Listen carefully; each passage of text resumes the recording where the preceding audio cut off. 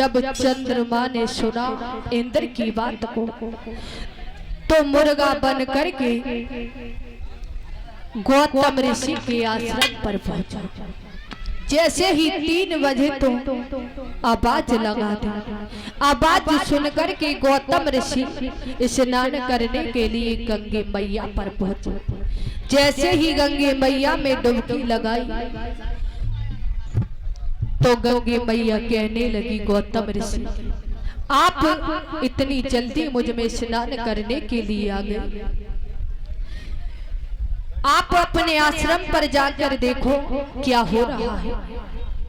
आपके घर में छल हो रहा है, कपट हो रहा है।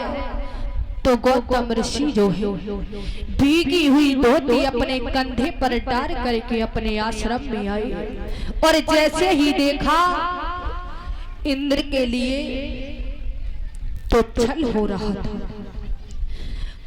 चंद्रमा मुर्गा बन करके एक मुर्गारी पर बैठा हुआ है। गौतम ऋषि ने जैसे ही देखा तो कंधे पर जो धोती पड़ी हुई थी उस चंद्रमा में मारी। लेकिन आज भी चंद्रमा में देखना जो धब्बे दिखाई देते हैं वो गौतम ऋषि की धोती के ही धब्बे हैं। इधर में जब अहिल्या बाहर निकल करके आई तो गौतम ऋषि ने देखा कि तुम मेरे पीछे कपट करती हो। तो गौतम ऋषि ने श्राप दे दिया और कहा कि तुम इसी समय पत्थर हो जाओ। तो विश्वामित्र कहने लगे, बेटा राम ये वही अहिल्या है जो गौतम ऋषि ने श्राप दे दिया। अब आपके पैरों से इनका उद्धार होगा। उसी समय विश्वामित्र की बात को सुनकर के भगवान श्री राम ने उस पत्थर की शिला से अपने पैर के अंगूठे को लगाया। जैसे ही अंगूठे को लगाया तो एकदम से अहिल्या प्रकट हो गई और जैसे ही अहिल्या प्रकट हुई तो भगवान श्री राम को प्रणाम करने के बाद में एक विमान आया और वो अहिल्या जो है स्वर्ग धाम में चली गई। बोलिए बांके बिहारी लाल की।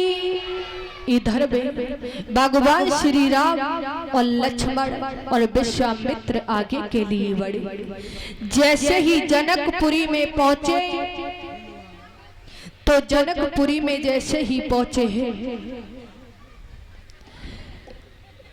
तो राजा जनक की जो बगिया थी उसी में रुक गए। जब जैसे ही जनकपुरी में पहुंचे हैं भगवान श्री राम और विश्वामित्र तो कहाँ रुके थे?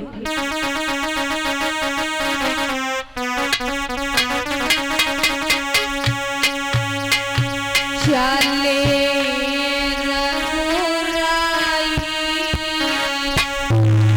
और पहुंचे फूल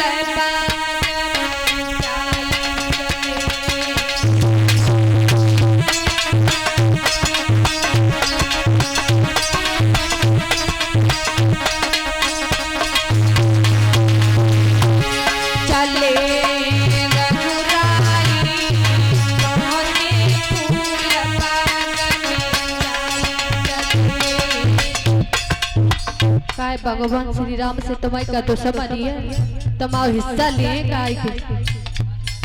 क्यों ना बोल लो। ऐसे काम चले, ऐसे ऊंचे ऊंचे हाथ करो, सभी ऊंचे ऊंचे हाथ करें।